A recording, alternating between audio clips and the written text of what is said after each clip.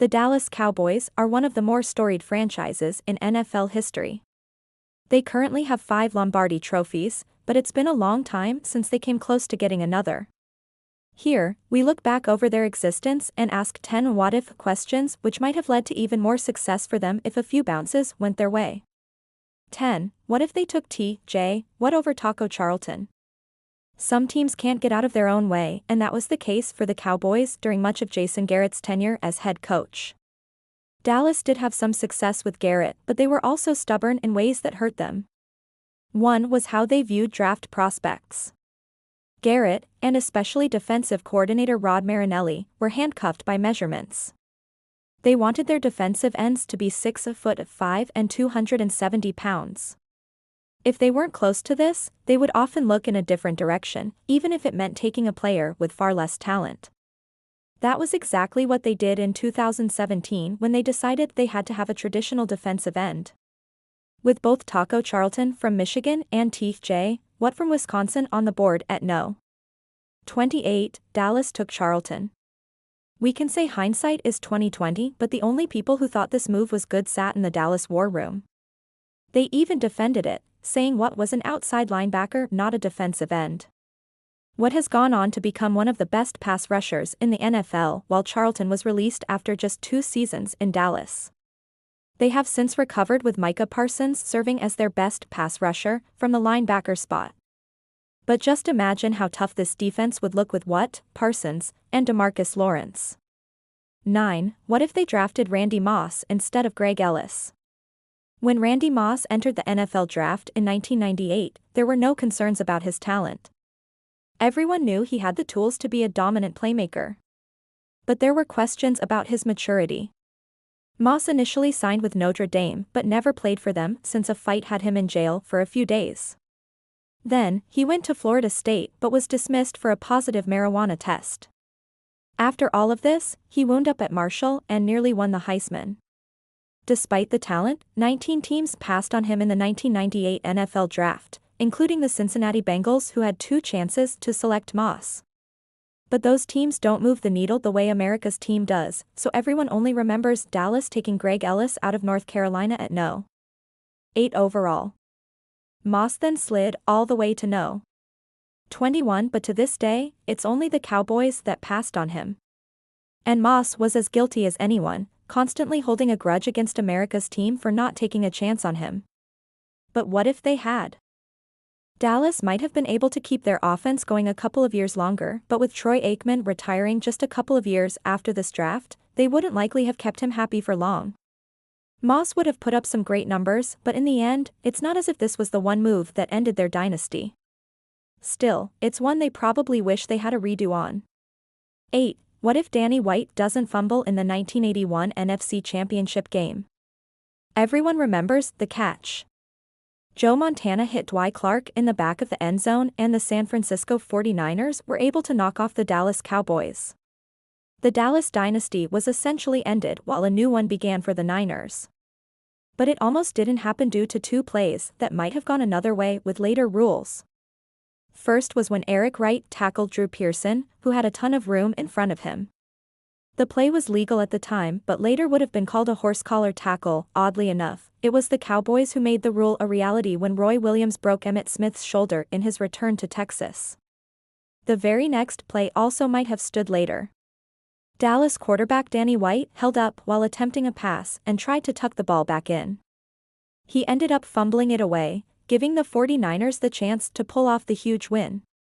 This play was nearly identical to the tuck rule that allowed the New England Patriots and Tom Brady to hold off the Raiders in 2001.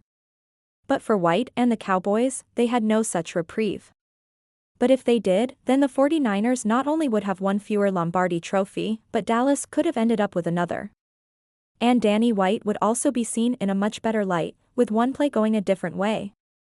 7. What if Jerry Jones got his way in 2016 or 2014? There was a time when Jerry Jones made all the calls. There's still a narrative he does, and he feeds that narrative claiming he has the final say. But then, he contradicts himself when things don't go his way. For example, Jones was furious when the Cowboys selected Zach Martin over Johnny Manziel. He even said he got more upset every day with his son, Stephen Jones, for not choosing Manziel. "I'm still so damn mad at Stephen. I get madder every day about missing Manziel." Jerry Jones via ESPN. Those words don't sound like they came from the man who unilaterally makes decisions. Clearly, Stephen Jones has more control than Jerry wants us to believe, and it wasn't only in 2014 when that was evident. It became apparent again in 2016 that Jerry has oversight, thank the Lord. This year, he was all in on Paxton Lynch from Memphis and wanted to trade up for him. The Cowboys did try and make the move, but in the end, Stephen wasn't willing to pay the price. Again, Jerry was angry and said they should have overpaid for the young signal caller. Again, this worked out perfectly for the Cowboys as they landed Dak Prescott in round 4. He's still their starter, whereas Lynch has been gone from the NFL for a while. But what if Jerry Jones did get his way? The landscape would be much different for Dallas. There's no way they take Prescott in round 4 if Lynch is there, and there's also no way Lynch would have done any better in Dallas. In fact, they likely would have fallen off the map in 2016 when Tony Romo and Kellen Moore were injured if Lynch started. Same goes for Johnny Manziel. If he would have been selected, the 2015 Cowboys would have still been awful, but they would have also been a PR nightmare with Manziel leading them to loss after loss.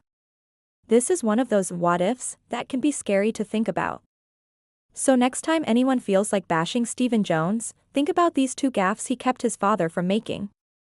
6. What if Tony Romo didn't bobble the snap? Bill Parcells never found a way to turn the Cowboys into consistent winners during his 4 years, but he did find them their next franchise quarterback. When he first arrived in Dallas in 2003, he and offensive coordinator Sean Payton brought in Tony Romo, an undrafted free agent from Eastern Illinois. Romo spent the first 3 seasons of his career on the bench, but then finally got his shot in 2006. In a Week 6 blowout win over the Houston Texans, Romo came in and completed 2 passes for 35 yards and a touchdown. He then took over for Drew Bledsoe in the second half of their following game, which was against the New York Giants. Romo threw a pick on his very first pass attempt but still managed 227 yards. It was enough for Parcells to make the change permanent, and he led them to a 6-4 finish and a 9-7 overall record. He then made the start in their lone playoff game, which went down in infamy. Trailing the Seattle Seahawks 21-20 with 1:19 to go, Romo and the Cowboys had to settle for a field goal from the Seattle 8. Despite being the starter, Romo was still the holder on field goals, so he stayed in the game. He then bobbled the snap and was tackled for no gain as he attempted to run for the first down. The Seahawks held on to win and Parcells retired following the game. But if Dallas did execute the play, what would have happened? Well, the Cowboys would have gone on to face the Chicago Bears. And if they beat them, it would have been a showdown of Parcells versus Sean Payton as he led the Saints to the NFC Championship against the Saints. Perhaps they win there as well, but can't handle the Colts in the Super Bowl. No one will ever know, but the possibilities are limitless if Romo doesn't bobble that snap. 5. What if Bill Parcells left after 3 years and they kept Sean Payton? Back in 2006, the Cowboys were wondering what would happen with their head coach. Bill Parcells, who was 64 at the time, had just finished his 3rd campaign with the franchise and went 9-7, following a 6-10 season prior to that. Parcells, who was known for leaving in the middle of his contracts, was rumored to have one foot out the door. Despite this, Jerry Jones wanted him to return and found a way to convince Parcells to come back.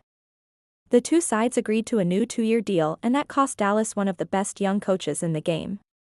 While Jones was busy trying to convince the coach with the big name to stick around for more mediocre football, other teams were trying to land Sean Payton. Dallas kept the man in his mid-60s, and Payton, who was just 43 at the time, signed with the New Orleans Saints. Parcells went on to coach Dallas to another 9-7 season, while Payton went 10-6 in New Orleans. He then went on to win 152 games over the next 15 seasons, while bringing him a Super Bowl trophy.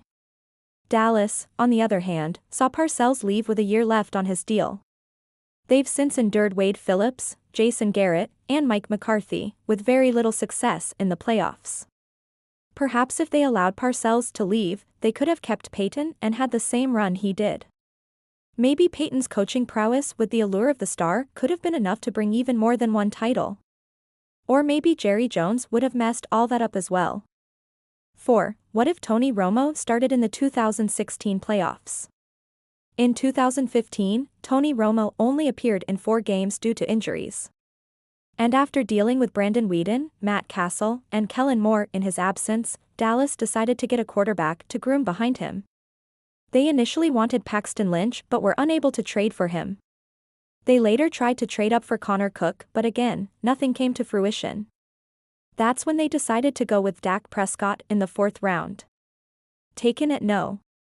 135 overall out of Mississippi State, Prescott was seen as a read option quarterback that needed to learn how to read NFL defenses. The plan was for him to spend a couple of years behind Romo, but that plan was thrown out the window when Romo and Moore each got hurt. Prescott wound up starting in Week 1 and never surrendered the job. This was fine in the regular season as he led them to a 13-3 mark and won the NFL Offensive Rookie of the Year award. But then in the playoffs, Prescott got off to a sluggish start as he and the Cowboys fell behind 21-3 to the Green Bay Packers. Prescott turned it up at the end of the second quarter and then led Dallas to 18 points in the 4th. They even tied it up with 35 seconds to go. Unfortunately, a freakish play by Aaron Rodgers led to a game-winning 51-yard field goal from Mason Crosby, and Prescott was 0-1 in the postseason.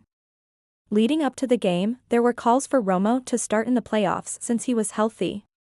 While fans acknowledged Prescott was the future, the belief was Romo could lead them further since he had experience and never had a back like Ezekiel Elliott to work with.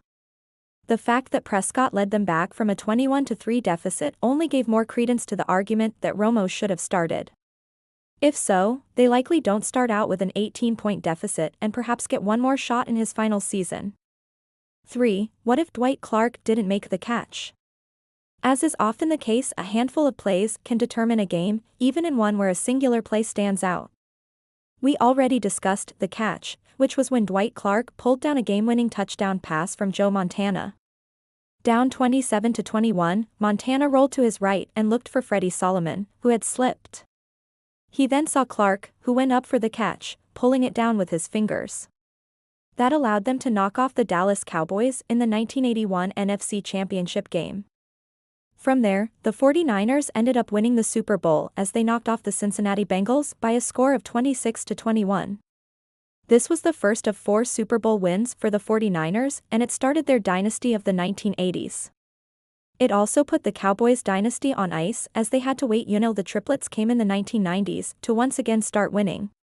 But had Dwight Clark not been able to pull down the fingertip catch, the Cowboys could have headed into Super Bowl 16 and likely handled the Cincinnati Bengals. They would then be able to boast 6 trophies, and Danny White would be seen as more than just the quarterback between Roger Staubach and Troy Aikman. 2. What if the refs realized Dez caught it? One heartbreaking loss to the Green Bay Packers was in 2016 when Dak Prescott and the offense fell behind 21-3 and couldn't pull off the comeback. This was unfortunate for Dallas fans who wanted retribution for one of the worst calls of all time. Following the 2014 season, the Cowboys headed to Lambeau Field to take on the Packers. Tony Romo was under center and DeMarco Murray was thereafter leading the league in rushing. Their trifecta was rounded out with Dez Bryant, who was playing out of his mind at the time. Dallas had just defeated the Lions, in controversial fashion, and looked poised to move on to their first NFC Championship game since the 1990s with a 21-13 lead. They were then going in for the kill when Murray fumbled and allowed the Packers back into the game. Still, the Cowboys had a shot to win in the end, trailing 26-21. Facing a 4th and 2 at the Green Bay 32, Romo went deep when everyone expected the ball to go to Murray. He hit Bryant, who caught the ball, switched it to his dominant left hand, and lunged for the end zone. As he hit the ground, the ball bounced up and he brought it back in. Somehow, the refs decided upon review that he didn't catch the ball. This led to a lot of controversy and outrage, with fans asking what in the world a catch is. The league then made the rules more convoluted, and to this day, fans will flood social media with #DezCaughtIt when the two teams play. Had Bryant pulled it down, the Cowboys might not have won the game still. The defense allowed the Packers to move to the Dallas 31, where Aaron Rodgers knelt it 3 times and won the game. But perhaps that play would have been enough to change everything and turn the Romo narrative completely around. 1. What if Jimmy Johnson stayed for another decade? When Jerry Jones purchased the Cowboys franchise back in 1989, he made a lot of enemies right out of the gate. One of the first moves Jones made was to fire Tom Landry, the most beloved coach in team history. He then replaced him with a personal friend, Jimmy Johnson. Johnson had a lot of success in the NCAA ranks, winning a national championship in 1987 with the Miami Hurricanes. While he was a proven coach, the way Jones met with him while Landry was still employed is what seemed to really start things off on the wrong foot. After a couple of losing seasons, Johnson got things rolling in 1991 when the Cowboys went 11-5. They then went 13-3 in 1992 and 12-4 in 1993, winning the Super Bowl in each of those seasons. Despite their success, Jones and Johnson were unable to work together. Jones wanted the glory for himself and was tired of people claiming Johnson built the team. That led to him firing Johnson and bringing in Barry Switzer. Dallas won another title in 1995, but that was Switzer coaching the team Johnson assembled. The success was short-lived and the Cowboys dynasty was over. Johnson went on to coach the Miami Dolphins and was 36-28 with a lesser roster than he had in Dallas. But if he stayed with the Cowboys, there's no telling what might have happened. Perhaps they could have been the first team to win 3 Super Bowls in a row.